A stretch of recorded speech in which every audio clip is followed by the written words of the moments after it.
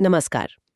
आज की चर्चा में हम जरा खंगाल रहे हैं भारत के संसाधनों को, उनके विकास, जमीन के इस्तेमाल और मिट्टी से जुड़े कुछ अहम पहलुओं को। हम्म। ये सब जानकारी हमें दस्तावेजों से मिली है। जी। तो सवाल ये है कि मतलब संसाधन आखिर हैं क्या, और क्या सिर्फ उनका होना ही काफी है किसी जगह के विकास के लिए?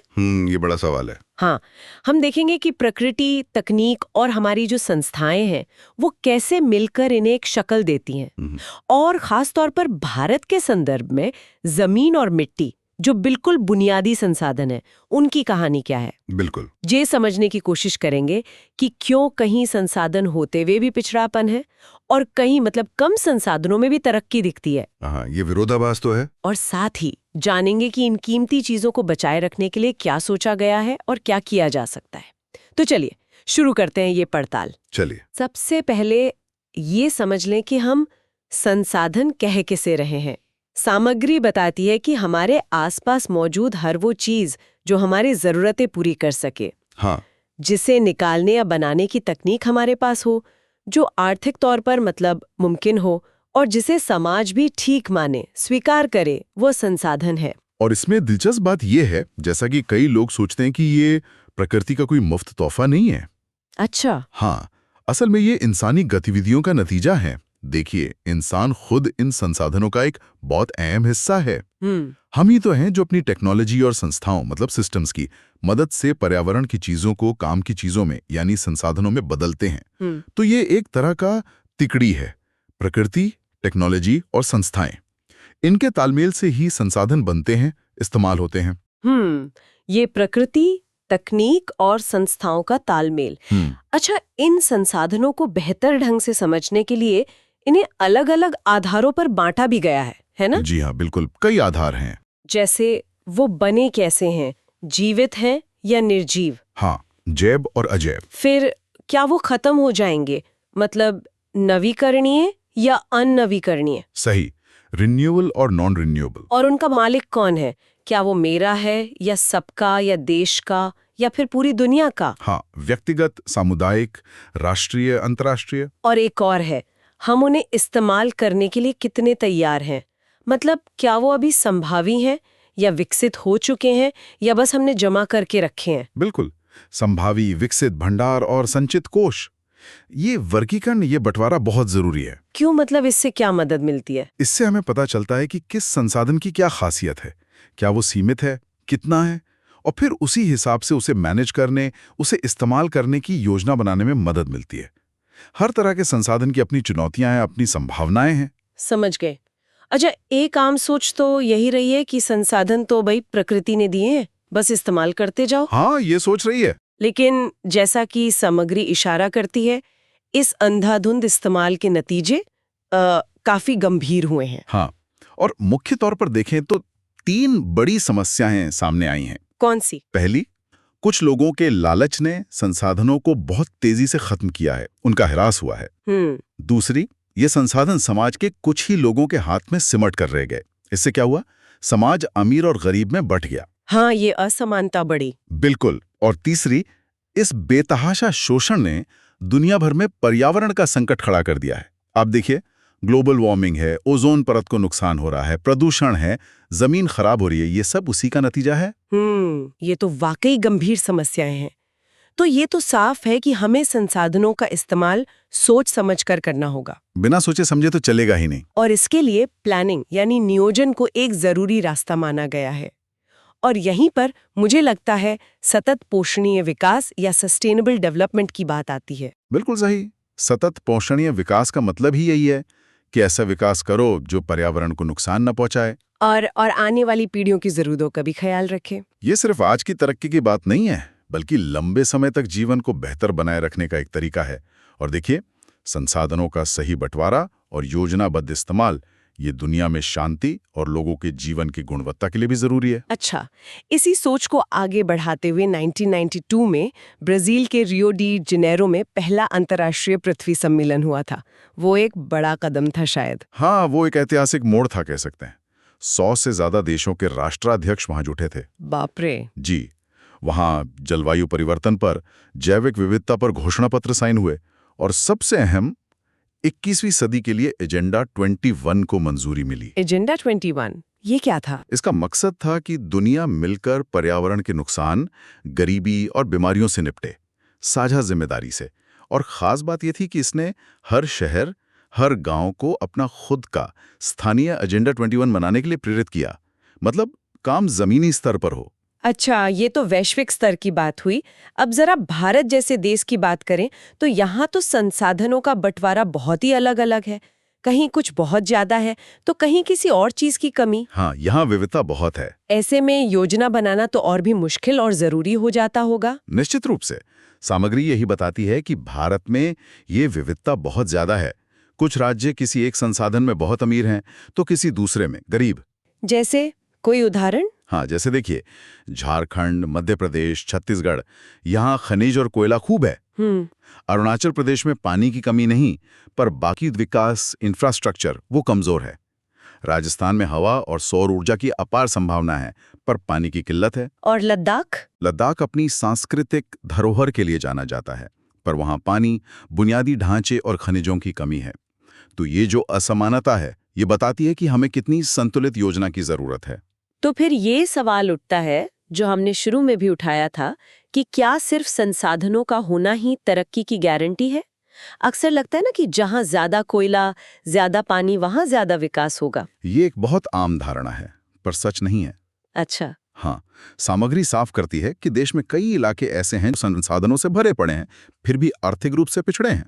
और दूसरी तरफ कुछ ऐसे राज्य भी हैं जहां संसाधन शायद उतने नहीं हैं, लेकिन वो विकसित हैं। अब याद कीजिए, गुलामी के दौर में क्या हुआ था। क्या? जिनके पास बेहतर तकनीक थी, वो भारी हमलावर आए और हमारे संसाधन संपन्न इलाकों का ही तो शोषण किया उन्होंने। हाँ, ये तो है। इसलिए किसी भी जगह के विकास के लिए सिर्फ संसाधन होना काफी नहीं है। उसके साथ साथ सही टेक्नोलॉजी चाहिए, काबिल लोग चाहिए, मतलब मानव संसाधन की गुणवत्ता और मजबूत संस्थाएं, सिस्टम चाहिए। ये सब मिलकर ही विकास लाते हैं। तो भारत में ये संसाधन नियोजन होता कैसे है? क्या कोई तय प्रक्रिया है इसकी? देखिए, सामग्री के मुताबिक ये एक जटिल प्रक्रिया है, पर इसके मोटे तौर पर 3 कदम बताए गए हैं। पहला, देश के अलग अलग हिस्सों में संसाधनों की पहचान करना, उनका सर्वे करना, नक्शे बनाना और ये अंदाजा लगाना कि वो कितनी मात्रा में हैं, किस क्वालिटी के हैं। ठीक है। दूसरा, इन संसाधनों को विकसित करने के लिए, मतलब इस्तेमाल लायक बनाने के लिए सही तकनीक, हुनर और एक संस्थागत ढांचा, एक सिस्टम तैयार करना। और तीसरा, जो संसाधन विकास की योजनाएं बन रही हैं, उन्हें देश की जो मुख्य विकास योजना है उससे जोड़ना, उनमें तालमेल बिठाना। और दिलचस्प बात यह है कि आज़ादी के बाद जो पहली पंचवर्षीय योजना बनी थी, तब से ही इस दिशा में कोशिशें हो रही हैं। अच्छा, पहली योजना से। ठीक है, तो विकास के लिए संसाधन जरूरी हैं, ये तो हम समझ गए। पर उनका गलत इस्तेमाल या जरूरत से ज्यादा इस्तेमाल वो कई सामाजिक, आर्थिक और पर्यावरणीय मुश्किलें खड़ी कर सकता है। बिल्कुल। यहीं पर उनके संरक्षण यानी उनको बचाने की बात आती है। बिल्कुल सही कहा आपने। और इस बारे में तो गांधी जी ने बहुत पहले चिताया था। गांधी जी ने क्या कहा था उन्होंने? उनका एक बहुत मशहूर कथन है, हमारे पास हर व्यक्ति की आवश्यकता पूर्ति के लिए बहुत कुछ है, लेकिन किसी के लालच की संतुष्टि के लिए नहीं।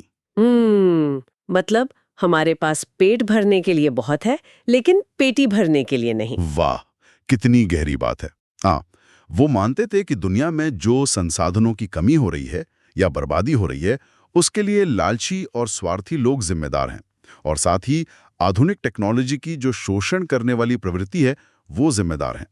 वो मास प्रोडक्शन के बजाय प्रोडक्शन बाय मासेस, यानी बहुत ज्यादा उत्पादन की लगा ज्यादा लोगों द्वारा उत्पादन के पक्ष में थे। क्या दुनिया के स्तर पर भी संरक्षण पर ध्यान दिया गया बाद में? हाँ, समय समय पर इस पर जोर दिया गया है। जैसे 1968 में क्लब ऑफ रोम ने इसकी वकालत की। फिर 1974 में शुमेसर ने अपनी किताब स्मॉल इज ब्यूटीफुल में गांधी जी के विचारों को ही आगे बढ़ाया। अच्छा, स्मॉल इज ब्यूटीफुल। जी। फिर 1987 में ब्रुंटलैंड आयोग की रिपोर्ट आई, जिसे हमारा साझा भविष्य यानी आर कॉमन फ्यूचर कहा गया। इसी रिपोर्ट ने पहली बार दुनिया के सामने सतत पोषणीय विकास की अवधारणा को ठीक से रखा और संसाधनों को बचाने पर बहुत जोर दिया। चलिए, ये तो हुई संसाधनों और उनके संरक्षण की बात। अब एक ऐसे संसाधन पर आते हैं जो शायद सबसे बुनियादी है, जमीन, लैंड। हाँ बिल्कुल। हम इसी पर रहते हैं, इसी पर खेती करते हैं, घर बनाते हैं, कारखाने लगाते हैं, सब कुछ इसी पर। और ये सीमित है, ये बढ़ नहीं सकती। बिल्कुल, जमीन हमारे जीवन का आधार है। और भारत की जमीन पर भी देखिए बहुत विविधता है। किस तरह की विविधता? करीब 43% हिस्सा मैदानी है, प्लेन्स, जो खेती और उद्योगों के लिए सबसे बढ़िया है। ठीक है। लगभग 30% हिस्से पर पहाड़ हैं, पर्वत, जहां से हमारी नदियां निकलती हैं, जो पर्यटन और पर्यावरण के लिए बहुत अहम है। और बाकी? और करीब 27% हिस्सा पठारी है, प्लेटो रीजन, जहां खनिज मिलते हैं, कोयला, जीवाश्म ईंधन, जंगल पाए जाते हैं। तो इतनी विविधता वाली और सीमित जमीन का इस्तेमाल बहुत सोच समझकर और योजना से होना चाहिए। सही बात है। अच्छा, इस जमीन का इस्तेमाल होता कैसे कैसे है, मतलब किस किस काम में आती है? सामग्री में इसके कई वर्ग बताए गए हैं। हाँ। कई तरह से बांटा गया है। जैसे एक तो जंगल हो गए, वन। हाँ। फिर वो जमीन जो खेती के लायक नहीं है, जैसे बंजर जमीन या जिस पर इमारतें, सड़कें वगैरह बनी है। हाँ, गैर कृषि प्रयोजनों में लगी भूमि। फिर कुछ और भी है जो परती भूमि के अलावा है पर खेती के लायक नहीं। हाँ, उसमें आते हैं स्थायी चारागाह, या जहां अलग अलग तरह के पेड़ या बाग बगीचे लगे हैं, या फिर वो कृषि योग्य बंजर भूमि जिस पर 5 साल से ज्यादा से खेती नहीं हुई है। अच्छा। और परती भूमि? परती भूमि भी 2 तरह की बताई है। एक तो वर्तमान परती, जो 1 साल या उससे कम समय से खाली है, और दूसरी पुरातन परती, जो 1 से 5 साल से खाली पड़ी है। और आखिर में वो जमीन जिस पर असल में फसल उगाई जाती है। हाँ, उसे कहते हैं शुद्ध बोया गया क्षेत्र या नेट सोन एरिया। तो जमीन का इस्तेमाल कैसे होगा, ये क्या चीजें तय करती हैं? देखिए, 2 तरह की बातें तय करती हैं। एक तो कुदरती चीजें, जैसे जमीन की बनावट कैसी है, ढलान है या समतल, मौसम कैसा है, मिट्टी किस तरह की है। और दूसरी इंसानी बातें, जैसे आबादी कितनी है, लोगों के पास टेक्नोलॉजी कैसी है, उनका कल्चर, उनकी परंपराएं क्या हैं। ये सब मिलकर तय करते हैं कि जमीन का उपयोग कैसे होगा। अच्छा, जमीन वो चीज है जिसका इस्तेमाल पीढ़ियों से होता आया है और आगे भी होगा। हमारी करीब 95% जरूरतें, खाना, कपड़ा, मकान जमीन से ही पूरी होती हैं। बिल्कुल। पर हम इंसानों की गतिविधियों ने जमीन को खराब भी किया है। उसे भूमि निम्नीकरण कहते हैं शायद। हाँ, लैंड डिग्रेडेशन, ये एक बहुत बड़ी चुनौती है आज के समय में। जैसे जंगलों का कटना, वनोन्मूलन, जानवरों को जरूरत से ज्यादा चराना, अति पशुचारण, खुदाई यानी खनन, और खेतों में बहुत ज्यादा पानी देना, अति सिंचाई। क्या सामग्री में कुछ खास इलाकों के उदाहरण भी हैं? हाँ, कुछ उदाहरण दिए हैं, जैसे झारखंड, छत्तीसगढ़, मध्य प्रदेश, उड़ीसा। इन राज्यों में खदानों की खुदाई के बाद उन्हें खुला छोड़ दिया जाता है।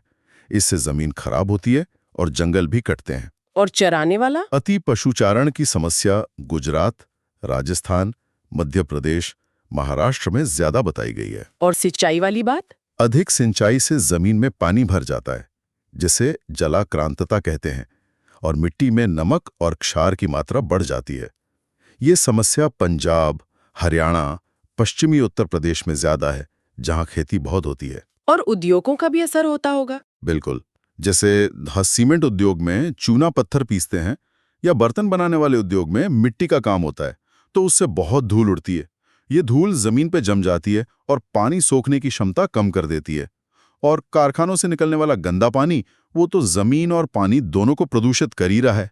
बाप रे, इतने सारे कारण हैं। तो इस बर्बादी को रोकने और जमीन को बचाने के क्या तरीके हैं? कुछ उपाय भी होंगे? हाँ, उपाय भी सुझाए गए हैं। कई तरीके हैं। जैसे? एक तो है ज्यादा से ज्यादा पेड़ लगाना, वनारोपण, और चारागाहों को ठीक से मैनेज करना। ठीक है। दूसरा, पेड़ों की कतारें लगाकर हवा की रफ्तार कम करना। इन्हें रक्षक मेखला या शेल्टर बेल्ट्स कहते हैं।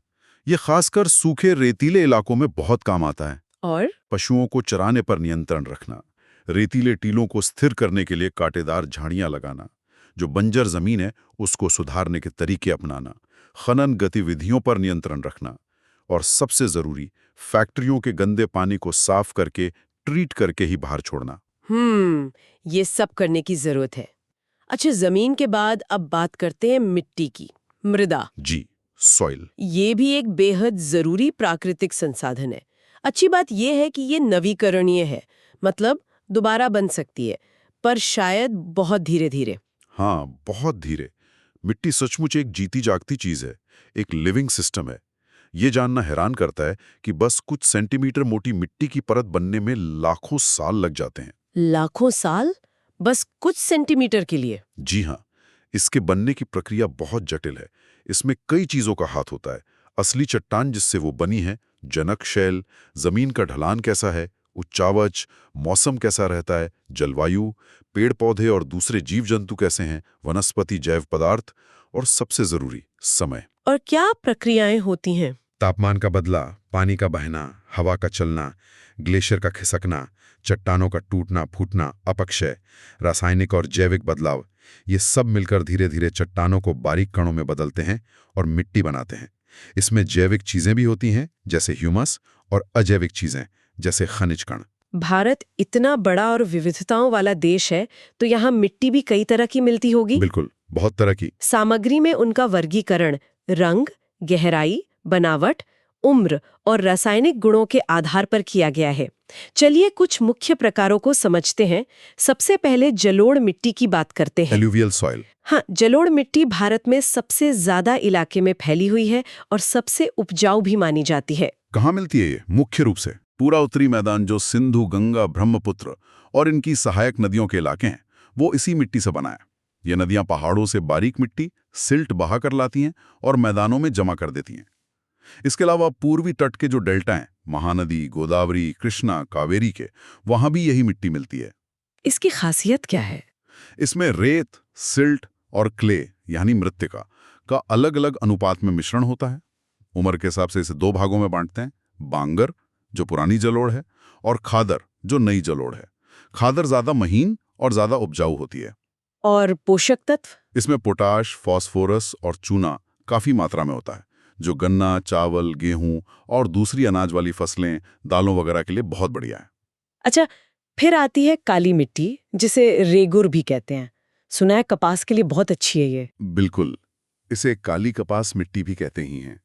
ये मुख्य रूप से दक्कन के पठार के इलाके में मिलती है, खासकर महाराष्ट्र, सौराष्ट्र, मालवा, मध्य प्रदेश, छत्तीसगढ़ के पठारी भागों में।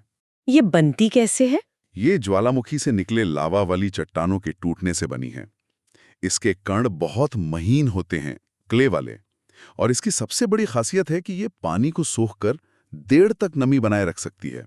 और पोषक तत्व इसमें कैसे होते हैं? इसमें कैल्शियम कार्बोनेट, मैग्नीशियम, पोटैश, चूना, ये सब तो काफी होता है, पर फास्फोरस की मात्रा कम होती है। गर्मी में जब ये सूखती है तो इसमें गहरी दरारें पड़ जाती हैं, जिससे हवा अंदर तक चली जाती है, वो अच्छा होता है। पर गीली होने पर ये बहुत चिपचिपी हो जाती है, जिस पर हल चलाना थोड़ा मुश्किल होता है। समझ गए। अगली है लाल और पीली मिट्टी। इसके नाम से ही रंग का अंदाजा हो रहा है। हाँ, इसका लाल रंग लोहे के कणों की वजह से होता है, जो पुरानी रवेदार अग्नि चट्टानों में पाए जाते हैं। ये दक्कन पठार के पूर्वी और दक्षिणी हिस्सों में मिलती है, उन इलाकों में जहां बारिश कम होती है। ओडिशा, छत्तीसगढ़, गंगा के मैदान के दक्षिणी छोर और पश्चिमी घाट की पहाड़ियों पर भी ये पाई जाती है। और पीली क्यों दिखती है कभी-कभी? जब इसमें पानी मिल जाता है, जलयोजन होता है, तो ये पीली दिखने लगती है। अच्छा, एक और नाम है लैटेराइट मिट्टी। ये कैसी होती है? इसके बारे में कम सुना है। लैटेराइट शब्द ग्रीक के लैटर से बना है, जिसका मतलब होता है ईंट।